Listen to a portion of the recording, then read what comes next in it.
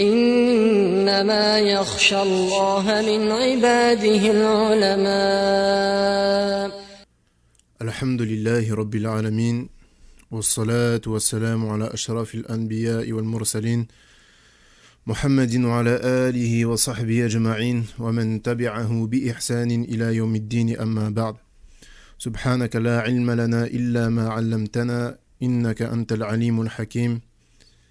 اللهم انفعنا أو علمنا ما ينفعنا وانفعنا بما علمتنا وزدنا علما. فهذا هو المجلس الثامن من شرح المعتقد الصحيح للإمام Ibn Barjas rahimahullah ta'ala. Nous sommes donc dans la 8e assise de l'explication du livre Al-Mu'taqad al-Sahih de l'imam Abdus Salam Ibn Barjas rahimahullah ta'ala. قال المصنف رحمه الله تعالى والإيمان باليوم الآخر. Donc le 8e cours, la croyance relative, la croyance authentique relative au jugement dernier. Donc après avoir expliqué la foi en Allah, en ses anges, en ses livres, en ses messagers, au jour dernier et au destin, qu'il soit favorable ou bien défavorable. L'imam rahimahullah ta'ala, il rentre donc dans l'explication des deux derniers piliers qu'il reste, à savoir la croyance au jugement dernier, puis par la suite la foi au destin. Donc la croyance au jour du jugement dernier, comme Cheikh l'Islam Ibn Taymiyyah rahimahullah ta'ala, il l'a expliqué, elle concerne tout ce qui se passe après la mort. Tout ce qui se passe après la mort fait partie de la croyance au jour dernier. ويقول المصنف رحمه الله تعالى وهو يوم القيامة وما يجري فيه من أمور وأهوال. Il dit, le jour dernier, c'est le jour de la résurrection, ainsi que tout ce qui va s'y dérouler comme événement terrifiant. Et en effet, ce jour-là est un jour terrifiant, et on sait qu'il va se passer des choses terrifiante. Allah subhanahu wa ta'ala, il dit yawma yafirru al-mar'u min akhihi wa ummihi wa abihi wa sahibatihi wa banihi likulli imri'in minhum yawma idhin sha'nun yughnihi.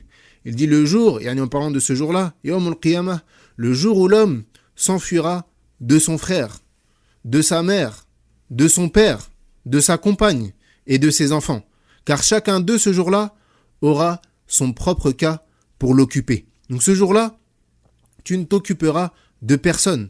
Et c'est pour ça que fit dunya, dans ce bas monde, tu ne dois t'occuper de personne. Ne t'occupe de personne. Ne fais rien pour les gens, dans le sens où certaines personnes, parfois, ils ont honte de faire un acte d'adoration, parfois même un acte obligatoire. Pourquoi ? À cause des gens. Sache que dans ta tombe, tu seras tout seul. Yawm al-Qiyamah, tu seras tout seul. Personne ne sera avec toi. Et il est venu dans un hadith du prophète alayhi salatu wassalam qu'il dit que l'homme, il va venir voir son épouse Yawm al-Qiyamah. Il va dire quel genre de mari j'étais pour toi. Elle lui dira tu étais le meilleur mari qu'on puisse avoir sur cette terre. Il dira alors donne-moi une hasanat. Il lui demandera une hasanat. Et qu'est-ce qu'elle répondra ? Ce jour-là, je crains la même chose que tu crains. J'ai peur pour moi-même ce que tu crains pour toi. Et également l'enfant. L'enfant envers son fils et le fils envers l'enfant envers son père et le père envers son enfant. Les deux, ils vont aller vers l'autre. Le père, il va aller vers son enfant. Et il va dire, quel genre de père j'étais pour toi ? Il dira, tu étais le meilleur père qu'on puisse avoir. Il dira, donne-moi une hasanat. Il dira, aujourd'hui, j'ai peur pour moi, ce que tu crains pour toi. Pareil, l'enfant qui ira voir son père, quel genre d'enfant j'étais pour toi ? Tu étais le meilleur des enfants qu'on puisse avoir. Donne-moi une hasanat. Aujourd'hui, je crains la même chose que toi tu crains. Donc ce jour-là, il n'y a personne avec toi. Personne, comme Allah Azza wa Jal dit, wala taziru waziratun wizra ukhra. Et personne ne portera le fardeau d'autrui. Personne ne portera le fardeau d'autrui. Et ça, c'est une règle qu'on doit avoir dans notre vie. Fais ce qui te semble juste. Fais ce qu'Allah Azza wa Jal t'a demandé. Peu importe ce que disent les gens. Peu importe ce que disent les gens. De toute façon, les gens, ils parleront toujours. Que tu fasses A, ils parleront. B, ils parleront. C, ils parleront. Et D, ils parleront. قال المصنف رحمه الله تعالى يوقن أهل السنة بذلك كما قال تعالى وبالآخرة هم يوقنون وقال تعالى الله لا إله إلا هو ليجمعنكم إلى يوم القيامة لا ريب فيه ومن أصدق من الله حديثا وقال تعالى وإن الساعة لآتية فاصفح الصفح الجميل. Il dit, avant de traduire sa parole, pourquoi ce jour il a été appelé le jour dernier? Pourquoi ce jour il a été appelé le jour dernier? Tout simplement parce que c'est le dernier jour et qu'il n'y aura pas de jour après celui-ci. Et les gens de la Sunna et du groupe, ils croient fermement en ce jour. Ils croient fermement que ce jour aura lieu, avec certitude. Comme le dit Allah Azza wa Jal, وَبِالْآخِرَةِ هُمْ يُوقِنُونَ. Allah Azza wa Jal, il décrit les croyants dans le Coran en disant « et qui croient fermement en la vie future ». Et également, il dit dans le verset qu'on a cité « Allahu la ilaha illa hu, la yajma'annakum ila yawmil qiyamati la rayba fih, wa man asdaqu min Allahi haditha ». Allah, pas de divinité digne d'adoration, si ce n'est lui. Très certainement, il vous rassemblera au jour de la résurrection, point de doute là-dessus. Et qui est plus véridique qu'Allah en parole? Et il dit également wa inna as-sa'ata la'atiyatun fasfahi as-safha al-jamil. Et l'heure sans aucun doute arrivera. Pardonne-leur donc d'un beau pardon. Et Yani, ne pensez pas que l'heure est lointaine. Allah subhanahu wa ta'ala, il dit ata amrullahi fala tasta'jiluh. Certes, l'ordre d'Allah est venu, ne vous empressez pas. Yani, quel est le sens voulu par l'ordre ici? Yawm al-qiyamah. Et pour ceux qui ont un petit peu d'arabe, ata, c'est un verbe au mardi, yani qui traduit le passé. Donc Allah Azza wa Jalla, il a parlé de Yawm al-qiyamah comme si c'était quelque chose qui était déjà passé pour démontrer le fait qu'il est proche, pour démontrer que Yawm al-qiyamah est quelque chose de très proche. Naam. À savoir que l'homme, dans sa vie, il passe par plusieurs étapes. La première étape, c'est l'étape où il est inexistant. Il n'existe pas. Allah Azza wa Jalla dit هل أتى على الإنسان حين من الدهر لم يكن شيئا مذكورا. Il dit, subhanahu wa ta'ala, selon la traduction approximative, s'est-il écoulé pour l'homme un laps de temps durant lequel il n'était même pas une chose mentionnable. Donc l'étape où il est inexistant, il n'existe pas. Deuxièmement, l'étape où il est dans le ventre de sa mère. قال سبحانه يخلقكم في بطون أمهاتكم خلقا من بعد خلق في ظلمات ثلاث. Il dit, il vous crée dans les ventres de vos mères, création après création, dans 3 ténèbres. Une fois que sa mère l'accouche, il rentre dans l'étape de la vie d'ici-bas. Allah subhanahu wa ta'ala yaqul Wallahu akhrajakum min butuni ummahatikum la ta'lamouna shay'a. Et Allah vous a fait sortir des ventres de vos mères dénués de tout savoir. Et une fois que l'homme va vivre sa vie fit dunya, il va mourir. Donc il va rentrer dans l'étape qu'on appelle el-barzakh. C'est quoi el-barzakh? El-barzakh, c'est l'étape intermédiaire entre ce bas monde et l'au-delà. El-barzakh, ça désigne la barrière. Yani la barrière entre ce bas monde et le monde de l'au-delà.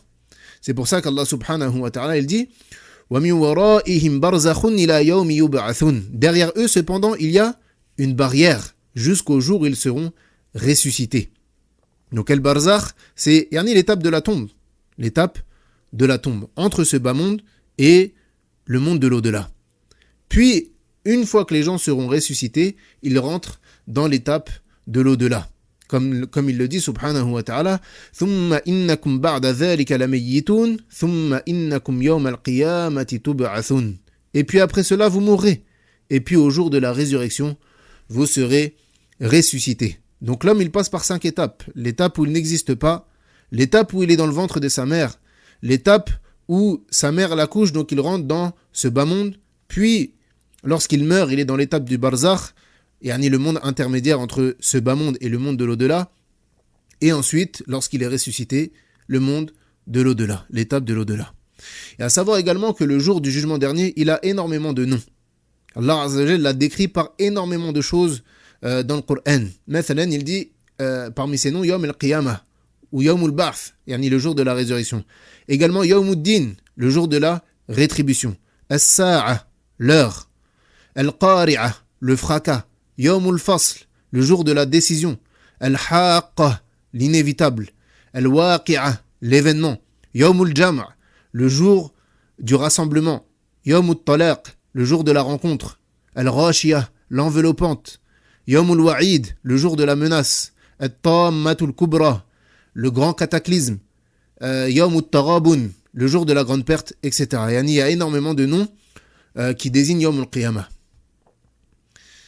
قال المصنف رحمه الله تعالى ويدخل في ذلك الإيمان بالبعث وهو إحياء الموتى قال الله تعالى ونفخ في الصور فصعق من في السماوات ومن في الأرض إلا من شاء الله ثم نفخ فيه أخرى فإذا هم قيام ينظرون وقال تعالى كما بدأنا أول خلق نعيده وعدا علينا إنا كنا فاعلين. Il dit subhanahu wa ta'ala, ou bien قال المصنف رحمه الله تعالى, la résurrection. Yani on dit le jour de la résurrection. Taïb, qu'est-ce que ça désigne la résurrection? Ça veut dire quoi là? La résurrection. La résurrection, c'est le fait qu'Allah subhanahu wa ta'ala va faire revenir les morts à la vie. Après que l'ange Israfil soufflera dans la trompe, comme on l'a vu lorsqu'on a parlé des anges. Car il dit subhanahu wa ta'ala وَنُفِخَ فِي الصُّورِ فَصَعِقَ مَنْ فِي السَّمَاوَاتِ وَمَنْ فِي الْأَرْضِ إِلَّا مَنْ شَاءَ اللَّهُ ثُمَّ نُفِخَ فِيهِ أُخْرَى فَإِذَا هُمْ قِيَامٌ يَنْظُرُونَ. Il dit on soufflera dans la trompe.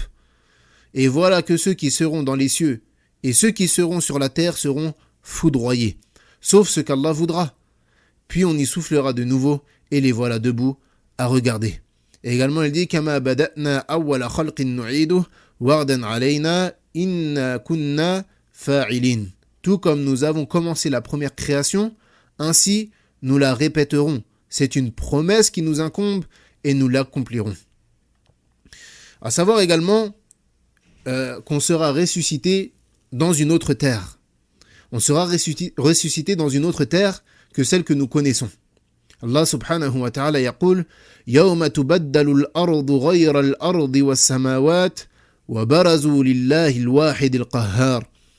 Il dit le jour où la terre sera remplacée par une autre, de même que les cieux, et où les hommes comparaîtront devant Allah, l'unique, le dominateur suprême. Donc on va être ressuscité dans une terre que nous ne connaissons pas, une terre inconnue. Et ce jour-là, Allah subhanahu wa ta'ala, il va ressusciter toutes les créatures, les êtres humains, les djinns et même les animaux. قال سبحانه وحشرناهم فلم نغادر منهم أحدا وإذا الوحوش حشرت. Également il dit وإذا الوحوش حشرت. Il dit dans le premier verset et nous les rassemblerons tous sans en omettre un seul. Et il dit dans l'autre verset, le deuxième verset qu'on a cité, lorsque les animaux sauvages seront rassemblés. يعني يوم القيامة. وقال النبي صلى الله عليه وسلم لتؤدن الحقوق إلى أهلها يوم القيامة حتى يقتص للشاة الجماء من الشاة القرناء بنطحها. Prophète sallallahu alayhi wa sallam, il dit Allah tranchera les affaires ayant opposé ses créatures, les humains et les animaux. Et ça c'est un dalil au fait que les animaux seront ressuscités également. Mais pas seulement. Allah tranchera les affaires ayant opposé ses créatures, les humains et les animaux, à tel point qu'il permettra à la bête privée de cornes de se faire justice contre la bête cornue. Et quand il ne restera plus de différend entre les bêtes, Allah dira « Soyez poussière ». C'est alors que le mécréant dira « Si seulement je pouvais devenir poussière ». C'est alors que le mécréant dira « Si seulement je pouvais devenir poussière ». Car quand il va voir le châtiment qui l'attend, il aurait préféré devenir poussière. Et ce hadith, il doit pousser le musulman à prendre garde à l'injustice. Pourquoi? Car le prophète sallallahu alayhi wa sallam, il dit à tel point qu'Allah azza wa jal permettra à la bête privée de cornes de se faire justice contre la bête cornue. Donc ça doit pousser le musulman à prendre garde à l'injustice, à préserver le droit des autres. Car si Allah subhanahu wa ta'ala va faire justice entre les animaux qui n'ont même pas de raison, que dire alors des hommes qui, eux, en possèdent une. Que dire alors des hommes qui, eux, en possèdent une? Si les animaux vont devoir régler leurs différends, Allah Azza wa Jal va trancher entre eux. Il va permettre à celui qui a subi une injustice de prendre son droit Yawm al-Qiyamah. Alors que ces bêtes-là n'ont même pas de raison, ne savent même pas dissocier le bien du mal. Alors que dire de l'homme à qui Allah Azza wa Jal a accordé une raison, qui peut réfléchir, qui sait différencier la vérité du faux, le bien du mal, etc. Et celui qui est injuste envers les autres, en vérité il est injuste envers lui-même. Qu'il sache que celui qui est injuste envers les autres, qu'il sache qu'en réalité il est injuste envers sa propre personne.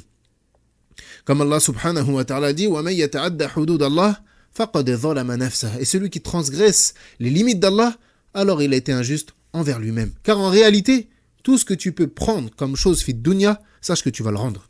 Celui qui croit gagner sur les gens, prendre le dessus sur les gens, par son injustice, que ce soit par sa force, que ce soit par les arnaques, le vol, etc., sache que tout ce que tu prends, tu vas le rendre. Et tu vas le rendre avec quelque chose de pire que l'argent. Yani celui à qui tu as volé 1000 euros, 2000 euros, 5000 euros, Yawm al-Qiyamah, il sera content que tu l'aies volé cet argent-là. Quand il va voir ce qu'il va récupérer, yani il sera gagnant tous les jours. Également parmi les choses que l'on sait vis-à-vis de la résurrection, le fait que nous serons ressuscités nus et incirconcis pour les hommes.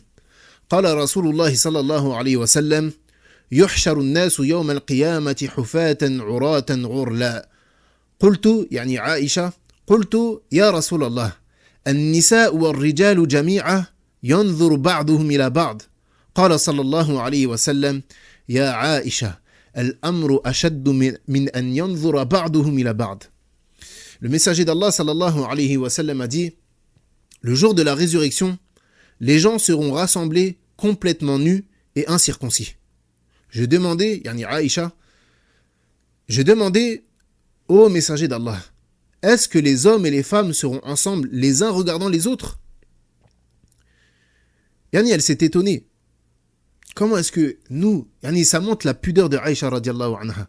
La première chose à laquelle elle pense, c'est de se dire, subhanallah, on va être ressuscités nus, les hommes avec les femmes. Donc elle s'est interrogée directement. Et ça montre la pudeur qu'avait notre mère Aïcha radiallahu anha. Donc elle dit, est-ce que les hommes et les femmes seront rassemblés ensemble, les uns regardant les autres? Et le prophète sallallahu alayhi wa sallam a dit, oh Aïcha, la situation sera trop grave pour qu'ils pensent à se regarder les uns les autres. Et yani ça, c'est quelque chose de ajib. Subhanallah.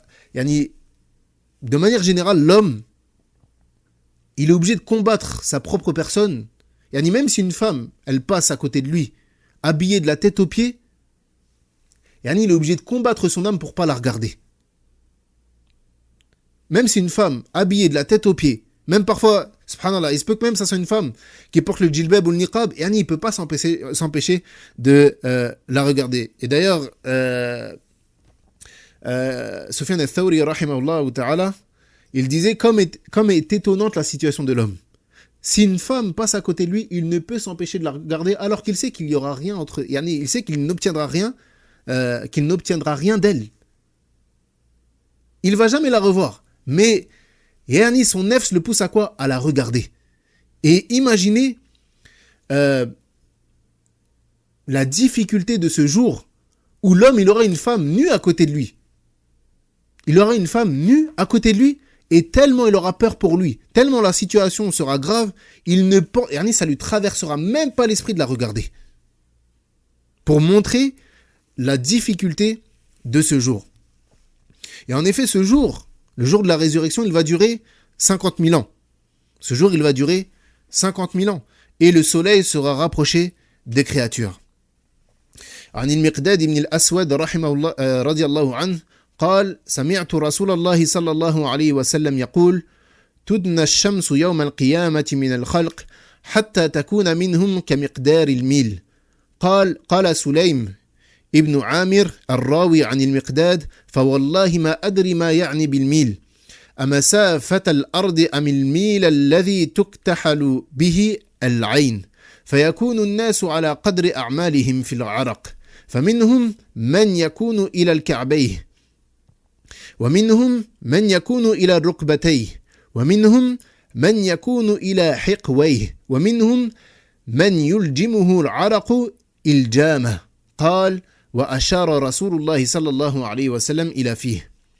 Le messager d'Allah sallallahu alayhi wa sallam a dit, le jour de la résurrection, le soleil sera rapproché des créatures à la distance d'un mille. Et Sulayman ibn Amir, le rapporteur de hadith, celui qui rapporte le hadith de Al-Miqdad ibn al-Aswad, radiallahu anhu, il dit par Allah, je ne sais pas ce qu'il voulait dire par mille. Est-ce que c'est la distance connue des Arabes, yani la longueur, ou bien est-ce que cela représente le bâtonnet qui sert à mettre du khoul dans les yeux? Yani le khoul, c'est la chose noire que la personne, elle se met, qui fait partie de la sunna, de mettre au bord des yeux. Et cette chose-là, on l'applique avec un petit bâtonnet. Eh bien, il dit, je ne sais pas ce que le prophète sallallahu alayhi wa sallam voulait dire, ou bien je ne sais pas ce qui était voulu par la parole un mille. Est-ce que c'était la distance connue chez les Arabes, ou bien la longueur de ce petit bâtonnet? Et il dit, les gens seront couverts de leur sueur en fonction de leurs œuvres. Les gens seront couverts de leur sueur en fonction de leurs œuvres. Certains auront de la sueur jusqu'aux chevilles, d'autres jusqu'aux genoux, d'autres jusqu'aux hanches et d'autres jusque dans la bouche. Yani, en fonction de tes œuvres, tu auras de la sueur. Et certaines personnes, ils vont se noyer dans leur sueur. Ils auront de la sueur jusque dans leur bouche. Et comme on l'a dit, en fonction des œuvres de chacun. Celui qui a été pieux, qui a mis en application les ordres d'Allah subhanahu wa ta'ala, et qui s'est éloigné des interdits d'Allah azza wa jal, alors il est plus à même de ne pas avoir de sueur ou d'en avoir que très peu. Et celui qui médite sur cela, yani, comment est-ce qu'on va supporter cette chose? Comment est-ce qu'on va supporter d'attendre 50 000 ans alors que le soleil sera rapproché de nous? Et yani, quelle est la distance du soleil avec nous? Ba'id jiddan. La plupart d'entre nous, s'il fait 30 degrés, ça y est, on commence déjà à se plaindre. On commence déjà à avoir du mal à supporter la chaleur quand il fait 30 degrés, alors que le soleil, il est loin. Le soleil, il est très loin.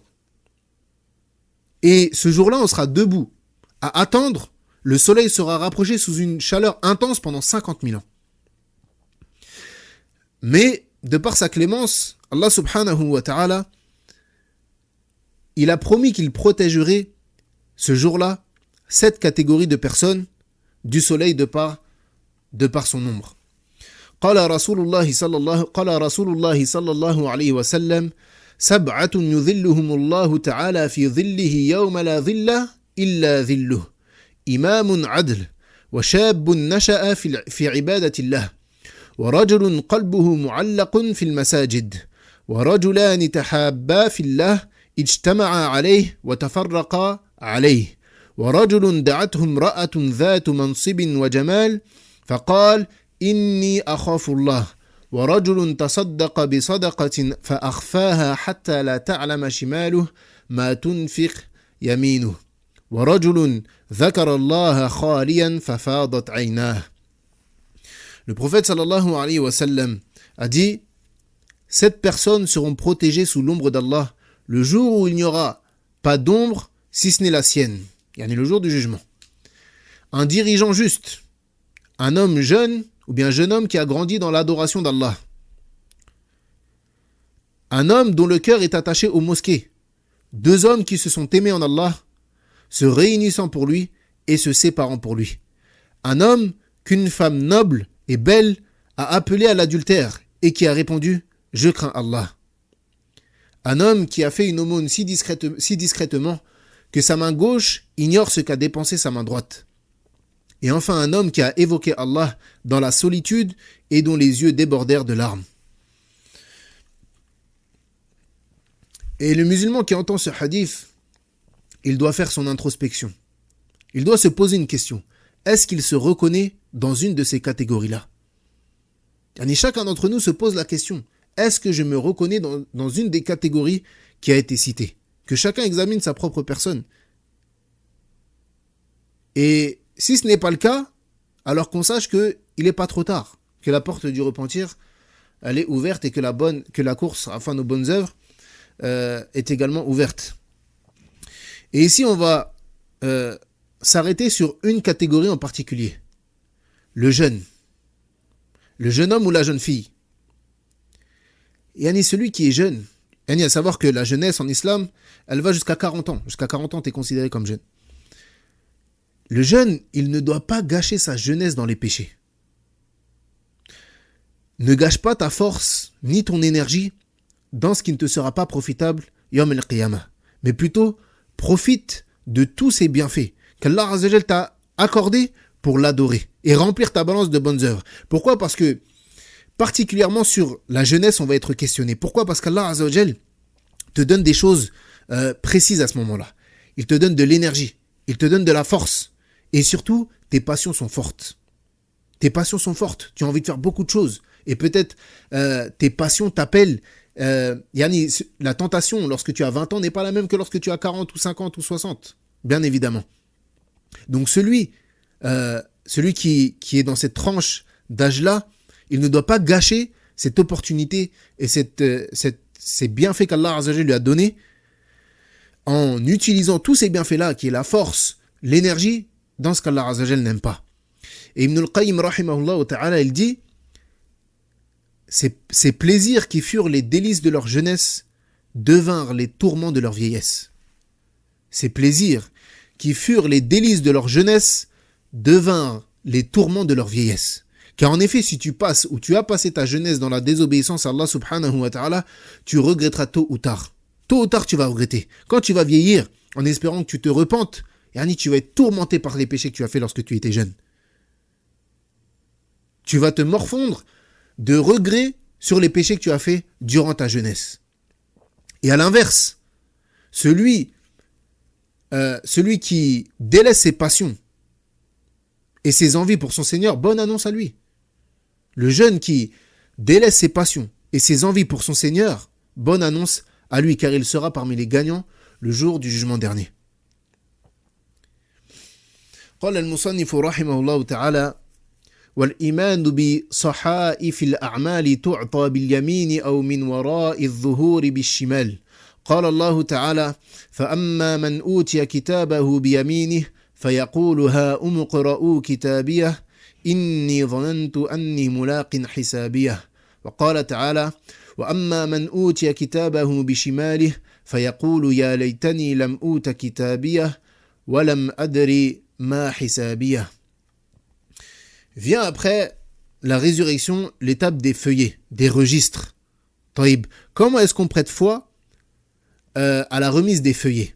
Donc la foi aux feuillets ou bien aux registres consiste à croire que ces derniers seront remis à leurs auteurs puis ensuite pesés.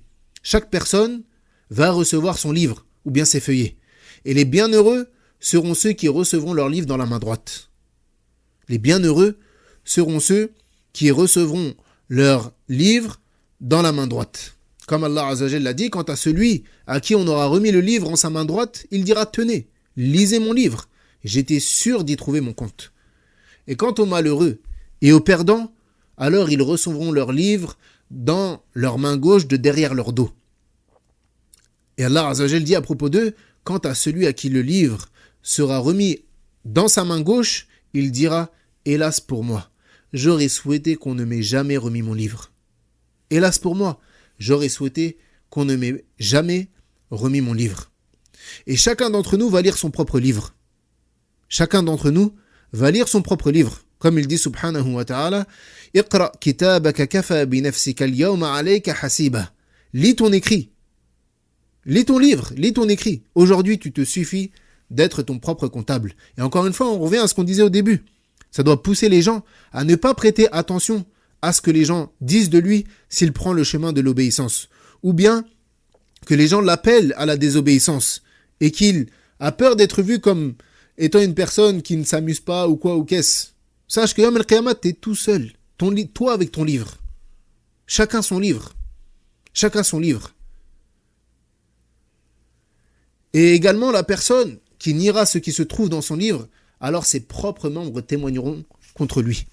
Allah subhanahu wa ta'ala yaqul: يوم تشهد عليهم ألسنتهم وأيديهم وأرجلهم بما كانوا يعملون يومئذ يوفيهم الله دينهم الحق ويعلمون أن الله هو الحق المبين.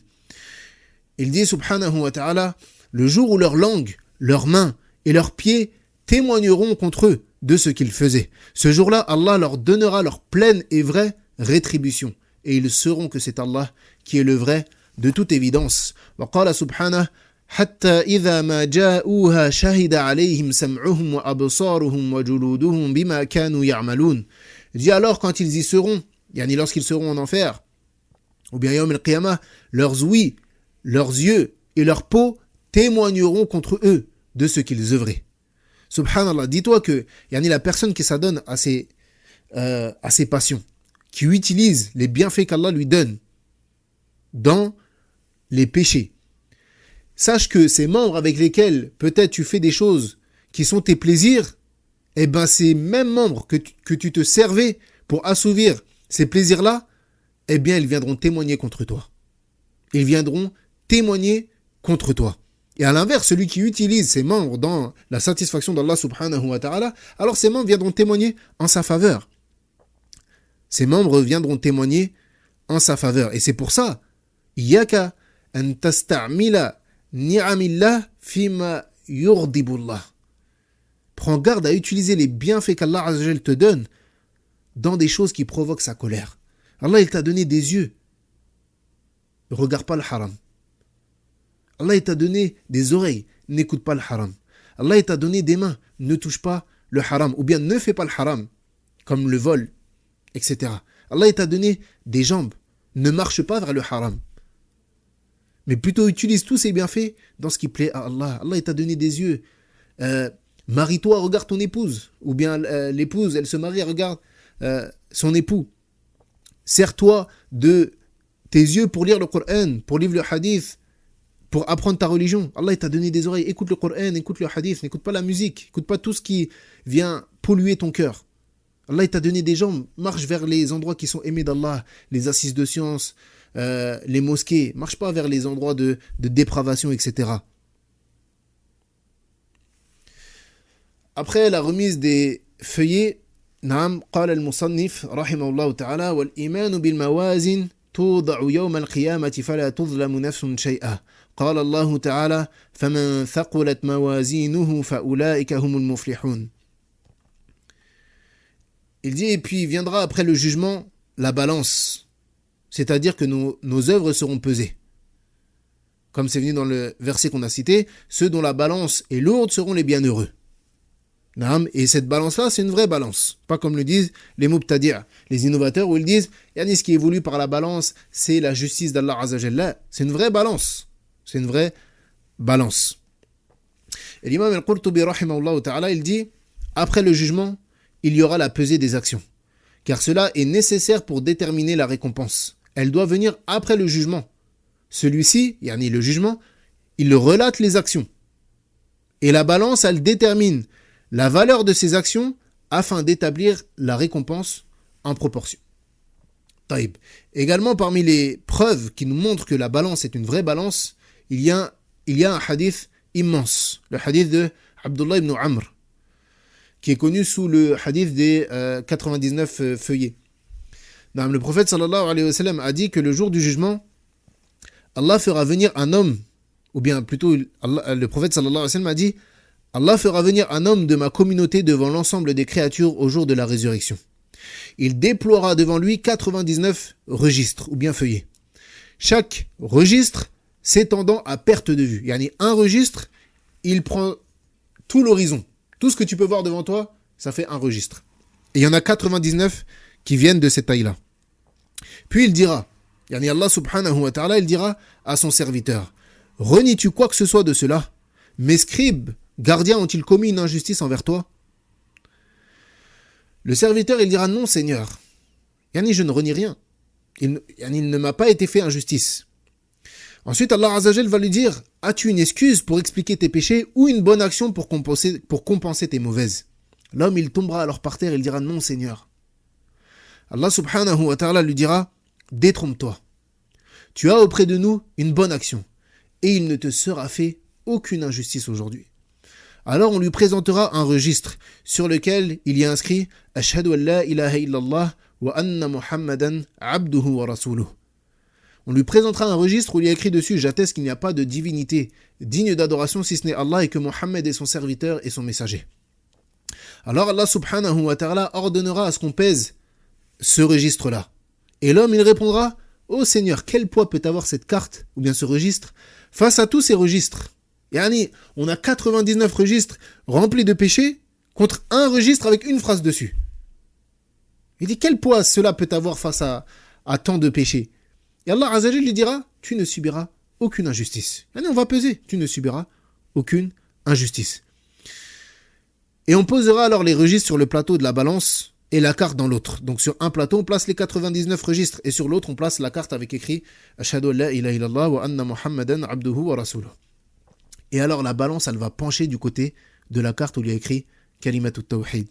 Ashhadu an la ilaha illallah wa anna Muhammadan abduhu wa rasuluh. Et regardez le poids de Kalimatu Tawhid. Regardez le poids du tawhid. Regardez l'importance d'apprendre le tawhid. Regardez l'importance de le mettre en pratique. Car en réalité, il y a de réussite dans ce bas monde et dans l'au-delà que par le tawhid. La réussite dans ce bas monde et dans le monde de l'au-delà n'est que par le tawhid. Et le bonheur dans ce bas monde et dans l'au-delà n'est que par le tawhid. Et les vrais perdants ce jour-là seront ceux qui auront mécru en Allah subhanahu wa ta'ala et ceux qui lui auront donné des associés. Donc le musulman qui est doué de raison, il doit accorder une importance particulière à la parole de l'unicité, à la parole la ilaha illallah, à son apprentissage, à sa mise en pratique, à sa transmission, à son enseignement. Et il doit s'éloigner de toute forme de shirk. Tout ce qui pourrait nuire à ton tawhid, éloigne-toi-en. Et ça doit être le point fondamental de toutes nos vies. Pourquoi? Car notre au-delà en dépend uniquement. Et comme on le voit, cette seule phrase a pu sauver un nombre inimaginable de péchés.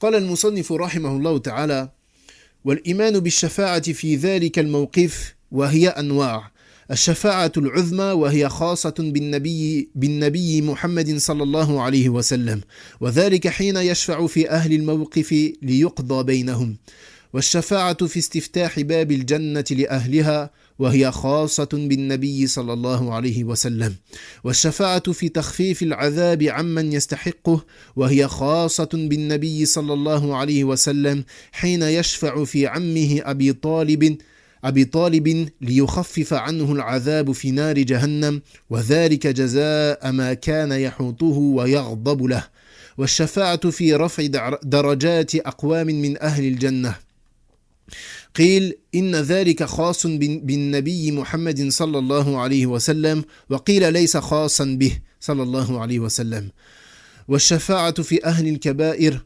وهم العصاة من الموحدين الذين دخلوا النار بذنوبهم ليخرجوا منها يشفع بذلك رسول الله صلى الله عليه وسلم وغيره من المرسلين والملائكة والصالحين والشهداء والقرآن والصيام شفيعان لأصحابهما يوم القيامة وكذا أولاد المؤمنين شفعاء لآبائهم. Puis ensuite vient le moment des intercessions. L'imam al-Nawawi rahimahullah ta'ala a dit, il y a unanimité parmi les gens de la sunna et du consensus que des intercessions auront lieu le jour du jugement. En raison du verset où Allah subhanahu wa ta'ala dit يَوْمَئِذٍ لَا تَنْفَعُ الشَّفَاعَةُ إِلَّا مَنْ أَذِنَ لَهُ الرَّحْمَنُ وَرَضِيَ لَهُ قَوْلًا.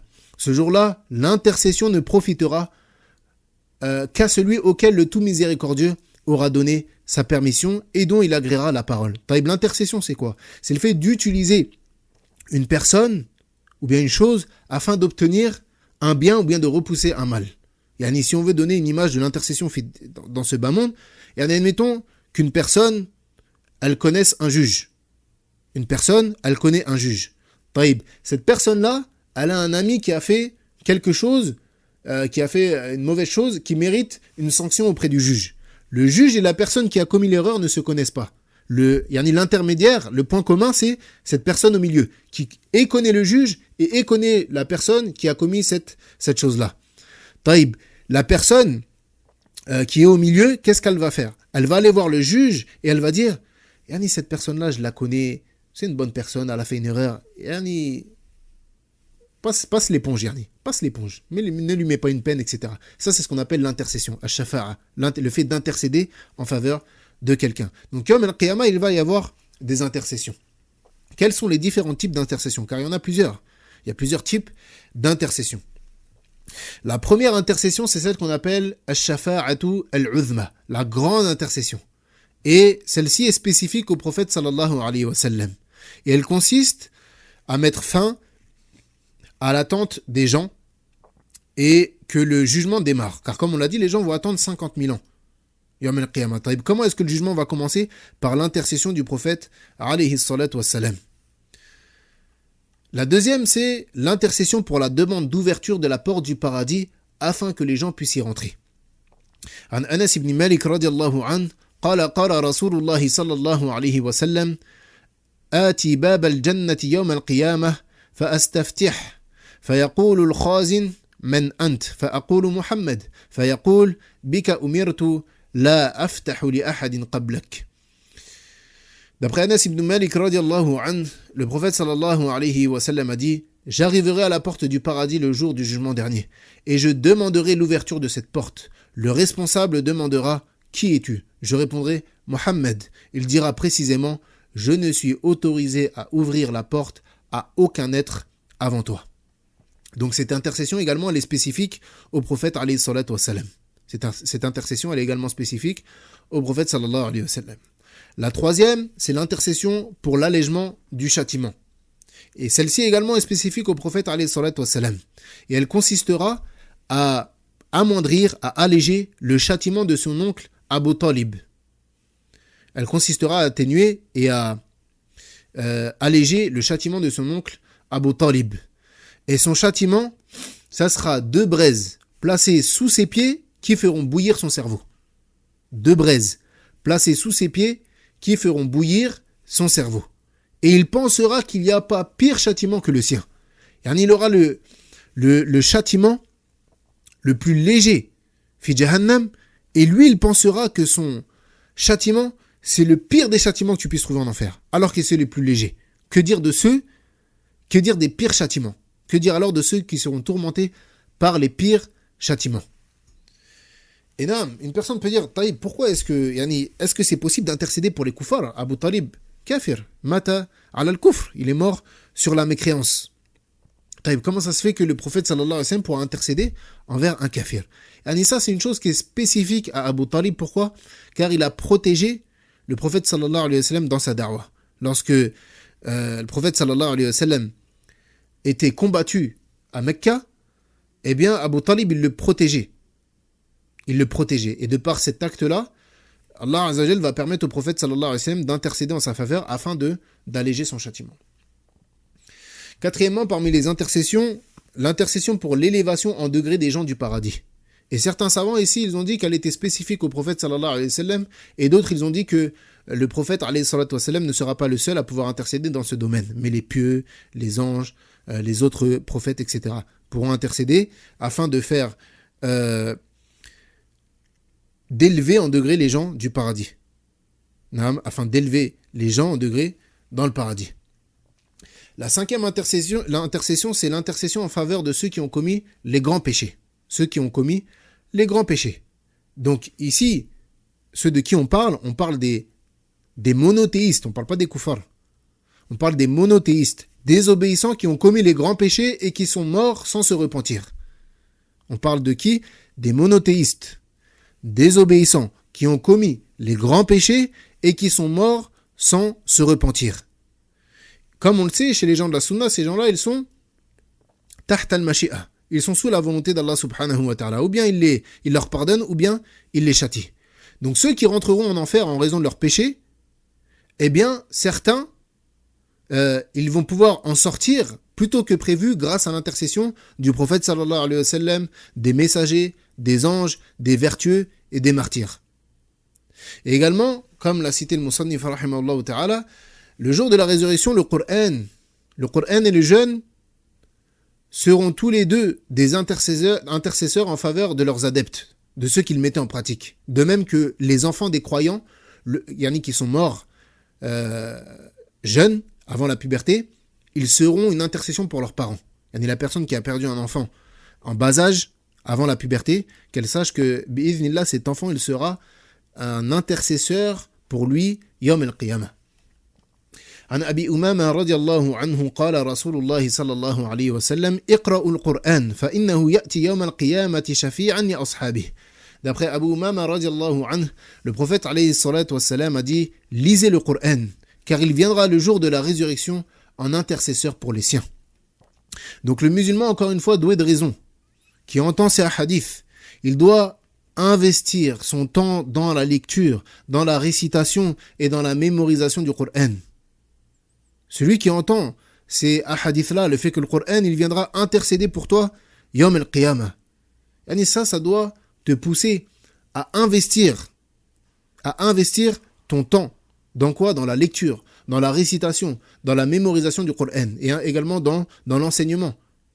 Et un conseil, c'est qu'il nous incombe à tous de fixer une quantité journalière. Il nous incombe à tous de fixer une quantité journalière de lecture du Coran et de s'y tenir, de ne jamais l'abandonner, quoi qu'il arrive. Elle dit, moi au minimum je lis 5 pages du Coran par jour. Et elle s'y tient, elle ne l'abandonne pas. Pourquoi? Afin qu'on ne fasse pas partie de ceux qui ont délaissé le Coran et qui l'ont oublié. Alors qu'Allah subhanahu wa ta'ala, à travers ce noble Coran, il nous parle directement, sans intermédiaire. Parce qu'il dit, Ya ayyuhalladhina amanu. Il s'adresse à toi, ô vous qui avez cru, il s'adresse à toi directement. C'est la parole d'Allah subhanahu wa ta'ala. Et qu'Allah azza wa jalla nous compte parmi les gens du Coran et ceux qui l'auront mis en pratique. قال المصنف رحمه الله تعالى والإيمان بالحوض حوض نبينا محمد صلى الله عليه وسلم ماؤه أشد بياضا من اللبن وأحلى من العسل وأطيب من رائحة المسك من شرب منه شربة لم يظمأ بعدها أبدا. Vient ensuite le moment du bassin, le bassin du prophète sallallahu alayhi wa sallam. Taïb, qu'est-ce que le bassin? C'est quoi le bassin et quelle est sa description? La foi au bassin du prophète sallallahu alayhi wa sallam, elle consiste à croire que ce bassin a une eau plus blanche que le lait. L'eau de ce bassin est plus blanche que le lait. Son goût est plus sucré que le miel. Son odeur est plus délicieuse que le musc. Et celui qui en boit une gorgée ne ressentira plus jamais la soif après celle-ci. D'après Thawban radiallahu anhu, le prophète sallallahu alayhi wa sallam a dit « Mon bassin est comme la distance entre Adan et Amman. Son eau est plus blanche que la neige, plus sucrée que le miel. Ses récipients sont comme le nombre des étoiles du ciel. Celui qui en boit une gorgée n'aura après elle plus jamais soif.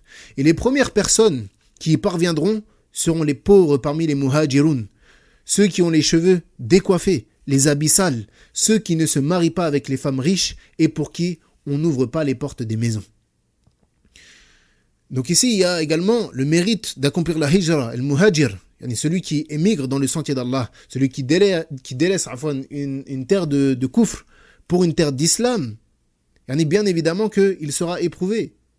Et combien de muhajir, qu'Allah Azza wa Jal leur vienne en aide, ils sont éprouvés par l'argent. Eh bien, sache qu'il y a un réconfort dans cela. Pourquoi? Parce que les pauvres parmi les muhajirun, parmi ceux qui ont accompli la hijra, alors ils feront partie des premières personnes à boire de ce bassin. Et se rendront auprès du bassin et boiront de son eau ceux qui auront suivi le prophète sallallahu alayhi wa sallam durant leur vie. Quant aux innovateurs, quant à ceux qui innovent dans la religion d'Allah tabaraka wa ta'ala, alors ils en seront empêchés. Ils seront empêchés de boire. Et lorsque les anges, ils empêcheront ces gens-là de venir boire du bassin, le prophète alayhi salatu wassalam, il dira ummati, il dira, ils font partie de ma communauté. Ils font partie de ma communauté. Et les anges alors, ils diront, tu ne sais pas ce qu'ils ont fait après ta mort. Tu ne sais pas ce qu'ils ont innové après ta mort. Et alors, le prophète alayhi salatu wassalam dira bourda. Il dira qu'ils en soient éloignés. Donc ça, c'est un des uqubah de la bid'a. Ça, c'est un des châtiments de l'innovation. Le fait que tu sois privé de boire du bassin du prophète alayhi salatu wassalam.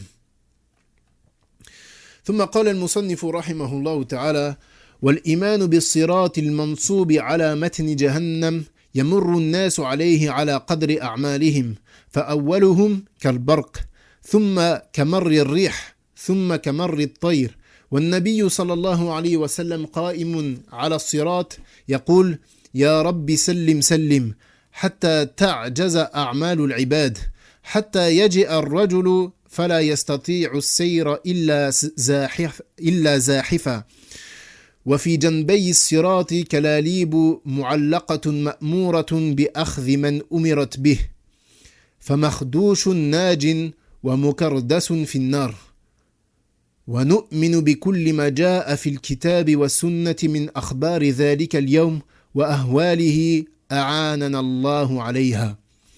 Vient ensuite la dernière étape avant le paradis et l'enfer, qui n'est autre que le pont As-Sirat. Et ce pont, il sera dressé au-dessus de l'enfer. Ce pont, il sera dressé au-dessus de l'enfer. Et ceux qui réussiront sa traversée, alors ils s'établiront au paradis. Quant à ceux qui échoueront, ils tomberont en enfer. Le prophète sallallahu alayhi wa sallam a dit « Le premier d'entre vous traversera ce pont à la vitesse de l'éclair. » Je dis alors, il y a le rapporteur du hadith, je dis alors, ô messager d'Allah, toi qui m'es plus cher que père et mère, comment peut-on se représenter la vitesse de l'éclair? Et le prophète sallallahu alayhi wa sallam a répondu, ne voyez-vous pas comment l'éclair traverse le ciel en un clin d'œil? Le suivant traversera le pont à la vitesse du vent, un autre à la vitesse d'un oiseau. La vitesse à laquelle les hommes traversent le pont se fera en fonction de leurs œuvres.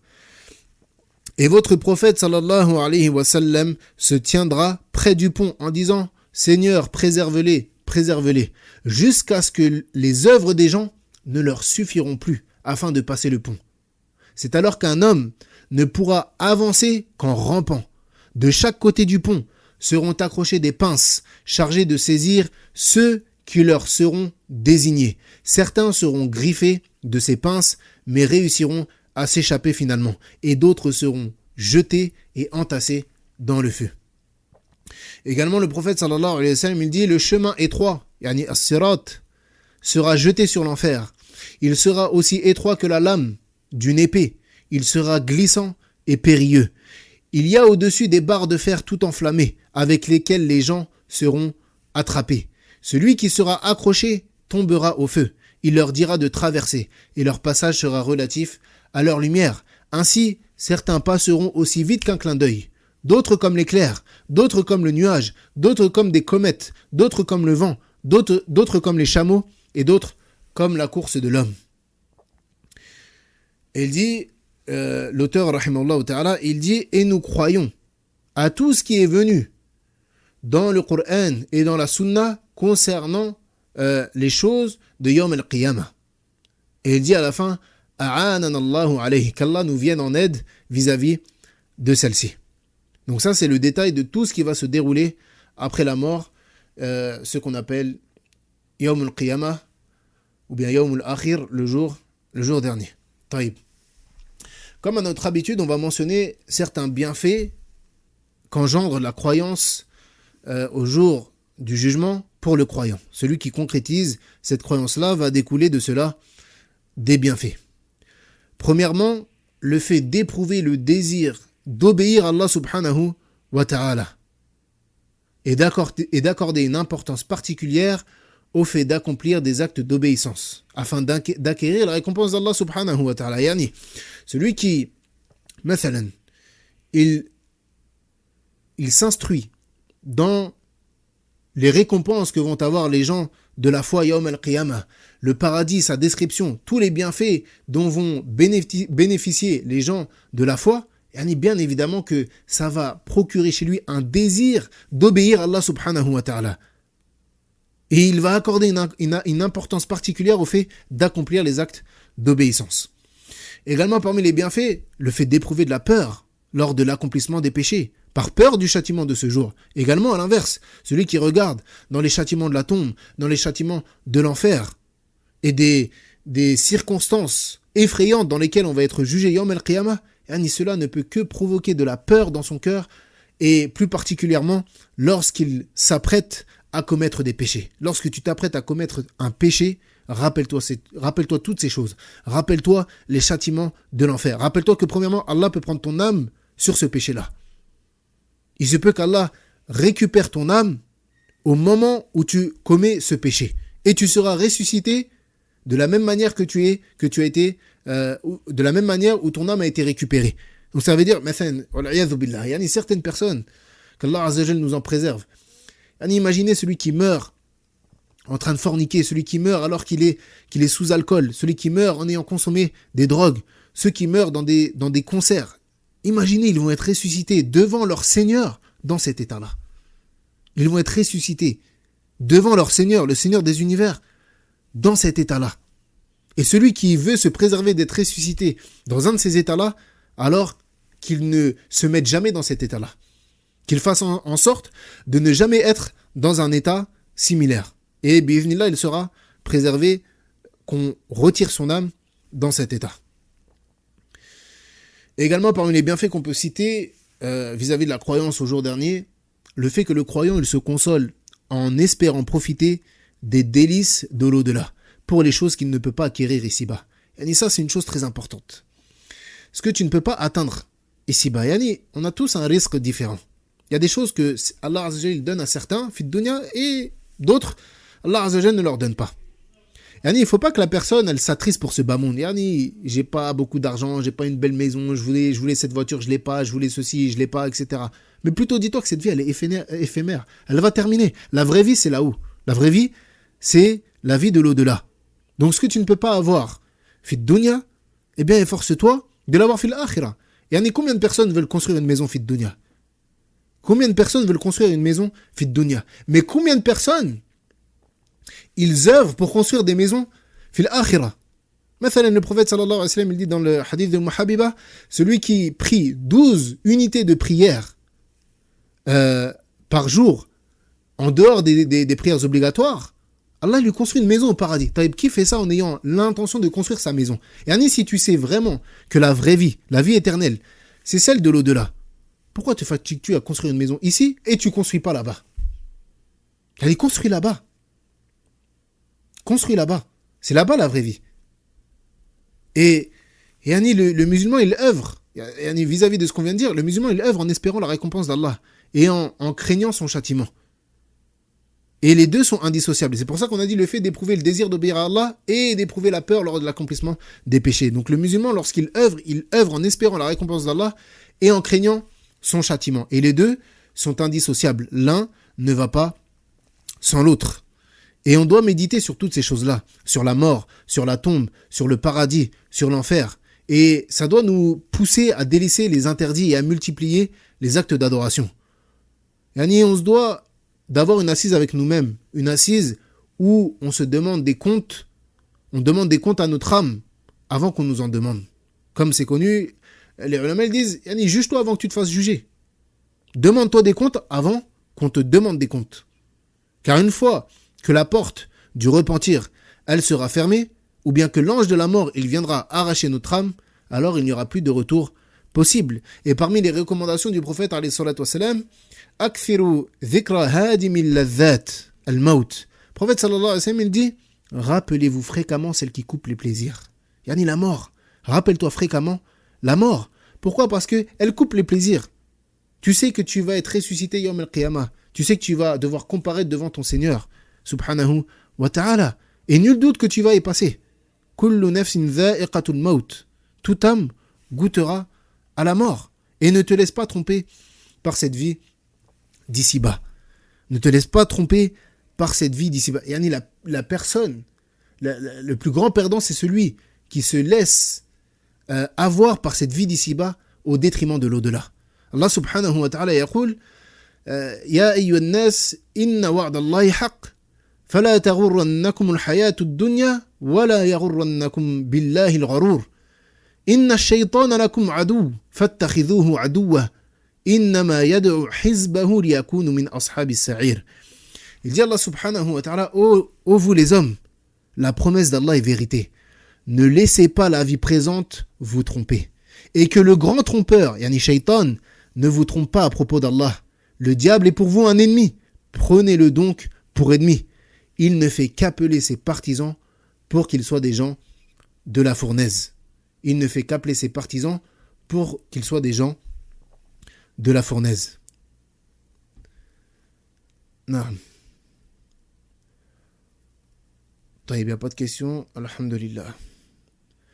Wallahu a'lam. سبحانك اللهم وبحمدك أشهد أن لا إله إلا أنت أستغفرك وأتوب إليك وصلى الله على نبينا محمد وعلى آله وصحبه أجمعين. السلام عليكم ورحمة الله وبركاته.